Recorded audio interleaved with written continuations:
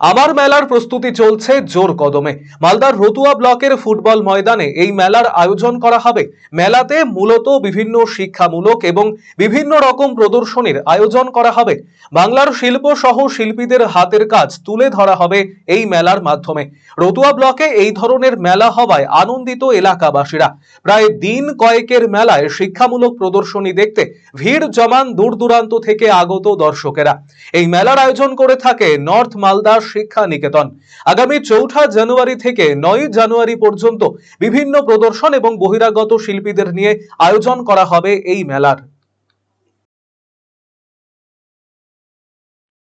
পক্ষ থেকে শিক্ষামূলক একটা মেলা গত ৩ বছর ধরে রতুয়া থানা মাঠে অনুষ্ঠিত হচ্ছে।